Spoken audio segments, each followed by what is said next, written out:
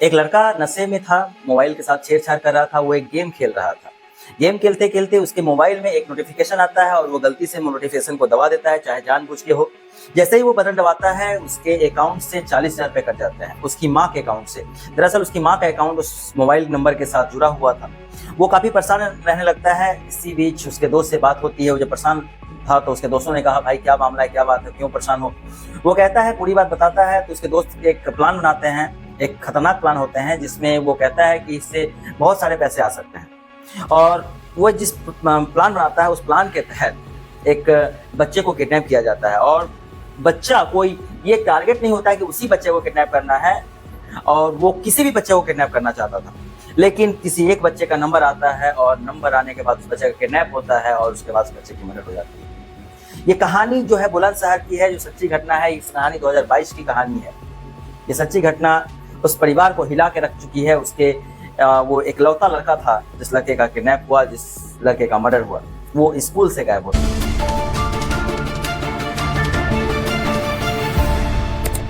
नमस्कार, प्रणाम, मैं प्रकाश स्वागत करता हूं आज की सच्ची घटना मेरे चैनल में। मेरे चैनल का नाम भैया जी न्यूज वाले हैं। प्लीज मेरे चैनल को लाइक करें, शेयर करें, सब्सक्राइब करें। आज की कहानी कैसी लगी वो भी जरूर बताएं। एक गांव है उत्तर प्रदेश का बुलंदशहर, वहां का एक थाना है छतारी। छतारी गांव का एक गांव है शेखपुर। एक आदमी जिनकी उम्र लगभग 35-37 साल के आसपास में, चंद्र प्रकाश नाम उनका, एक बेटा हर्ष, जो कि 3 भाई बहन में इकलौता था। 2022 की मैं बात कर रहा हूँ। वो यूकेजी में पढ़ाई कर रहा था। 9 जुलाई 2022 को पंडरावल, वहीं का एक पंडरावल गांव है, एक निजी विद्यालय में लड़का पढ़ाई कर रहा था। पढ़ाई करने के दौरान सारे बच्चे तो स्कूल जाते हैं, लगभग 25-26 बच्चे जो है गाड़ी में जाते हैं, तो सारे बच्चे तो वापस आते हैं, लेकिन वो बच्चा उस दिन घर नहीं आया था। घर वाले परेशान हो जाते हैं, स्कूल में जाकर पूछताछ करते हैं, लेकिन वो बच्चे का पता नहीं चल रहा था। अब इधर घर के लोग इतने परेशान हो जाते हैं, लोगों में तनाव का माहौल हो जाता है। ये बात पूरे शहर में, पूरे गांव में फैल जाती है कि बच्चा किडनैप हो गया, बच्चा किडनैप हो गया।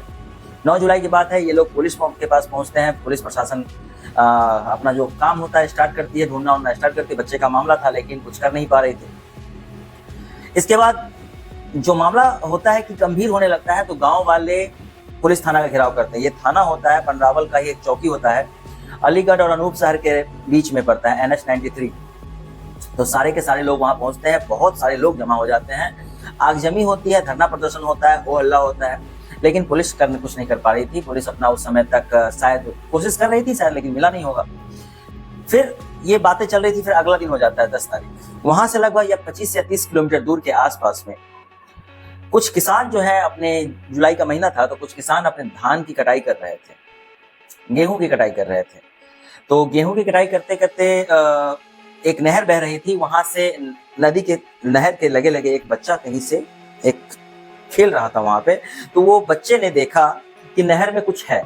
वो उसने अपने घर वालों को बताया, सबको बताया। सब लोग सीरियसली बात को लेते हैं और उसे छान के लेके आते हैं, निकाल के लाते हैं नदी से, नहर से। तो वो एक बच्चा होता है जिसकी उम्र लगभग 7 साल।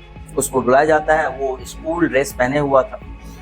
उसके बाद उसको जब लाया जाता है, तो उसको लगा कि, गांव वालों को लगा कि यहाँ से लगभग आधा किलोमीटर दूर एक स्कूल है, वहीं का वो बच्चा है। लेकिन गांव वाले जो उसका आईडी चेक करते हैं, कुछ लोग जानकारी थी इस बात की, तो वो बच्चा वहां का नहीं निकलता है।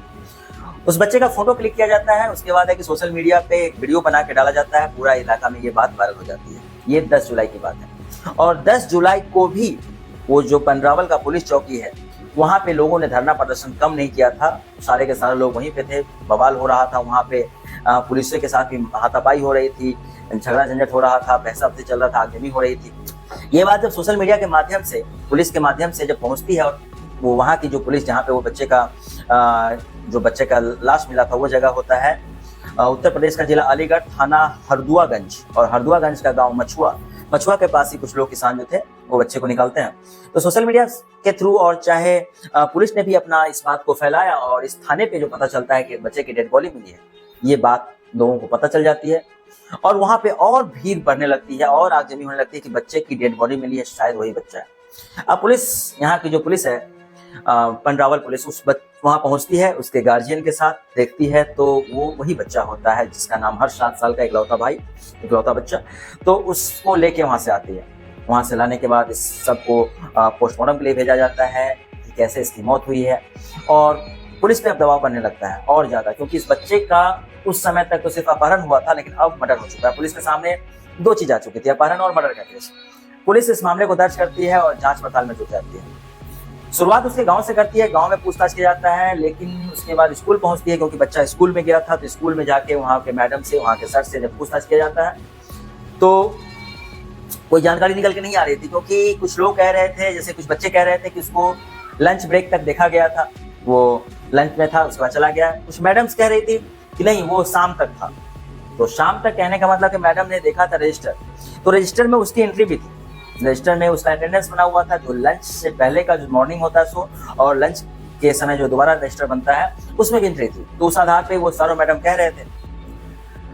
अब उसी आधार पर पुलिस अपना जांच पड़ताल कर रही थी कि सुबह से ये बच्चा जो मतलब दोपहर के बाद या शाम के समय तक वो बच्चा था, तो उस समय से अपना जांच पड़ताल कर रही थी। पुलिस कुछ लोगों को अरेस्ट करती है, मतलब उसको अपने थाने में बुलाती है पूछताछ के लिए। उसमें स्कूल के टीचर्स होते हैं, कुछ बच्चे होते हैं, लगभग 200 लोगों को, जिसपे कुछ शक भी था और जहां से बच्चा गायब हुआ था, लगभग 200 लोगों को इंट्रोगेट किया जाता है।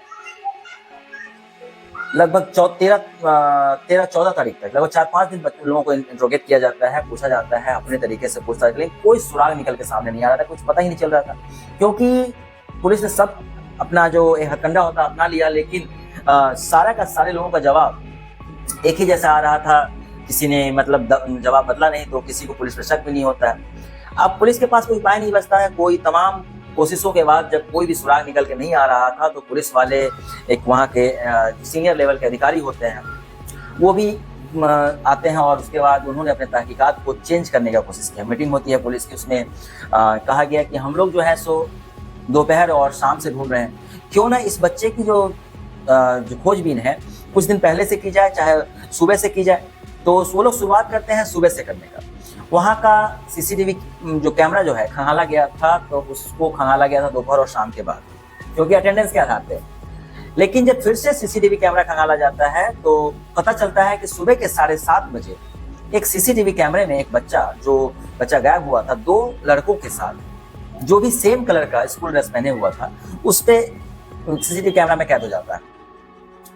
अब पुलिस उसकी पहचान कर लेती है, बच्चों की पहचान हो जाती है, बच्चे की पहचान हो जाती है, और वो जो लड़के थे उसकी भी पहचान हो जाती है। पुलिस वो पकड़ के लाती है, पकड़ा जाता है, आसानी से बता देता है कि ये लड़का है। अब पुलिस जो पकड़ के लाती है, उससे जब पूछताछ किया जाता है, तो शुरू में तो वो नकर कुछ नहीं कि सर मैं नहीं था, ये नहीं था। जो पुलिस उसे सीसीटीवी दिखाती है कि ये तो तुम ही हो, गाड़ी का दिखाती है, गाड़ी के नंबर में ये भी सब तुम ही हो, तब वो कुछ पुलिस अपने तरफ से जो होता है वो करती भी है, और उसके बाद जो पता चलता है तो एक नई कहानी निकल के सामने आती है। दरअसल वो 2 बच्चों का तो जिक्र हो रहा था, लेकिन उसमें 5 बच्चे शामिल थे, जिसमें 2 बच्चे 10वीं में, जिनकी उम्र लगभग 16 साल के आसपास में, और कुछ बच्चे जो थे लगभग 14 या 15 साल के आसपास में थे, 3 बच्चे, और वो 9वीं में पढ़ाई करते थे। तो एक लड़का जो 10वीं में पढ़ाई करता था, उसने अपनी कहानी बताई कि उसको वो नशे का आदी था। एक दिन मोबाइल में गेम खेल रहा था, गेम खेलते खेलते एक नोटिफिकेशन आता है किसी चीज का, और नशे में होने के कारण वो बटन को क्लिक कर देता है, और जिसके कारण उसकी माँ के खाते से लगभग 40,000 रुपया गायब हो गया। दोस्तों से पूछा, दोस्तों ने बताया कि इसके लिए कुछ उपाय करते हैं, तो उन्होंने यही उपाय किया। तो एक टारगेट होता है कि हम लोग स्कूल से किसी बच्चे को गायब करेंगे। ये वो टारगेट नहीं था, सिर्फ वो लड़का हर्ष टारगेट नहीं था। और उन लोगों का कहना है कि वो कोई भी बच्चा आता, कोई भी बच्चा जो बाथरूम के लिए जाएगा वो बाथरूम के पास रहेगा, कोई भी बच्चा आएगा किसी को किडनैप करना, जो पहला बच्चा आएगा किडनैप, उसको उठा के अगले साल अगले बगल दीवाल के बगल में उसके एक दोस्त खड़ा होंगे, उसी को वो दे देगा। तो वो सुबह सुबह के समय में उसी का, वो हर्ष का आगमन होता है बाथरूम जाने के लिए। जैसे ही रेडी होता है वो बाथरूम जाता है, और बाथरूम के उस साइड वो जो लड़के होते हैं 2 ठो, वो खड़े होते हैं, और उसके दीवार के उस साइड एक लड़का और खड़ा था। तो जैसे ही हर्ष आता है, उसको बाथरूम के दरवाजे से वो बाथरूम करने जाता है, उसका मुंह बंद करता है, मुंह जात के उसको दीवार के उस पार उसको फेंक देते हैं। उधर एक लोग और पे खड़े थे, उसको उधर से पकड़ लेते हैं, और ये लोग भी करके इस साइड से स्कूल करके उसको बाइक पर बिठा के उसको लेके चले जाते हैं। ले जाके वो वहीं दूर, लगभग 10 जुलाई की बात मैं कर रहा हूँ, उत्तर प्रदेश का जिला अलीगढ़ है, और वहाँ का हरदुआगंज से कुछ दूर एक जगह है, उस जगह पे ले जाके घर, सुनसान घर में रखते हैं। अब इन लोग सोच रहे थे कि फोन किसको करे, तो ये लोगों ने प्लान बनाया था कि फोन किया जाएगा तो सिर्फ स्कूल में फोन किया जाएगा कि आपके बच्चे को मैंने किडनैप किया है, और वो उसके गार्जियन को खबर करेंगे और वो स्कूल वाले पैसा देंगे। 5 लाख रुपए की डिमांड करने की बात कर रहे थे, लेकिन उनके पास कोई मोबाइल का व्यवस्था नहीं था। मोबाइल तो था, लेकिन ये इनको थोड़ी सी जानकारी थी कि अगर अपना सिम यूज करेंगे तो सिम यूज करने के बाद है कि पकड़े जाएंगे। तो वो सिम का ढूंढ करते हैं, लेकिन बहुत कोशिशों के बाद सिम मिलता नहीं है। तो वो परेशान हो जाते हैं, फिर करे तो क्या करे, इसलिए फिरौती का कोई कॉल भी नहीं करते हैं वो लोग। फिर वो जो बच्चा होता है हर्ष, वो कहता है कि मैं सबको तो नहीं पहचानता कि, लेकिन आप दोनों को मैं पहचानता हूँ क्योंकि आप हमारे स्कूल में पढ़ाई करते हैं और हमारे ही गांव के हैं। हैरत की बात है, वो शेखपुर गांव का ही रहने वाला था और 4 लड़के शेखपुर गांव के रहने वाले थे, जिसमें से 2 को वो पहचानता था और 1 लड़का जहांगीराबाद साइड का रहने वाला था। तो इस बात को लेकर ये सारे बच्चे डर जाते हैं कि अगर इसने नाम बता दिया, इसका किडनैप हुआ, क्योंकि 10 तारीख की बात है, 9 तारीख को वो हुआ था और 10 तारीख को ये घटना घटी थी। तो इन्होंने बच्चों ने ये इस बच्चे ने बताया कि मैं सबको बता दूंगा। तो ये सारे के सारे जो बच्चे होते हैं, लड़के होते हैं, लड़के क्या सर उड़न टाइप के ही होंगे जिन्होंने किडनैप किया। तो उन्होंने लगा कि नहीं, अब इसको जिंदा रखना ठीक नहीं है, इसको मार दिया जाए, क्योंकि अगर नाम बता देगा तो हम लोग फंस जाएंगे। उसी समय रुमाल से इसका गला घोंट देते हैं और इसे मार देते हैं। ये बच्चा तरफ तरफ के मर जाता है, 7 साल का लड़का। अब ये लोग वहां से उस लाश को लेके नहर में फेंक देते हैं और फेंकने के बाद वहां से निकल जाते हैं जैसे कुछ हुआ ही नहीं हो। इन लोगों को लग रहा था कि लोगों ने कुछ गलत काम किया ही नहीं है, चाहे कुछ और भी बात हो, क्या 10वीं का छात्र था। तो ये लोग वहां से निकल जाते हैं। उसके बाद ये जो पुलिस पर दबाव पड़ती है, जब बच्चा का जानकारी, आगे कहानी तो आपको पता ही है। पुलिस ने इस तरह से लगभग 7 दिन के अंदर कातिलों का पता लगाया। ये ऑनलाइन गेम किसको कहां बर्बाद कर दे कुछ पता नहीं है। बच्चों को मोबाइल से दूर रखिए। मैंने इस पे 2 वीडियो और बनाया है, उसका लिंक मैं डिस्क्रिप्शन में डाल दूंगा। ये ऑनलाइन गेम के चक्कर में लखनऊ में अभी तक लगभग पिछले साल भर में 300 ऐसे मामले आ चुके हैं, जिसमें खुद का मर्डर किया हो चाहे दूसरे का मर्डर किया हो। अभी हाल फिलहाल अभी 10 दिन पहले का एक वीडियो मैंने बनाया था, जिसमें एक बच्चे ने, 21 साल का लड़का, जो अपनी माँ का पेचकस से घोंप के कत्ल कर देता है, क्योंकि उसने ऑनलाइन गेम में लगभग 40 या 50 लाख रुपए हारे थे। उससे लगभग 1 महीना पहले की मैंने एक वीडियो बनाया है, उस वीडियो में मैंने बताया है कि एक लड़का, लखनऊ का ही 13 साल का लड़का, जो कि ऑनलाइन गेम में 11 लाख या 12 लाख रुपए हार चुका था। उसके बाद उसके पिता जमीन बेच के वो पैसा रखे हुए थे।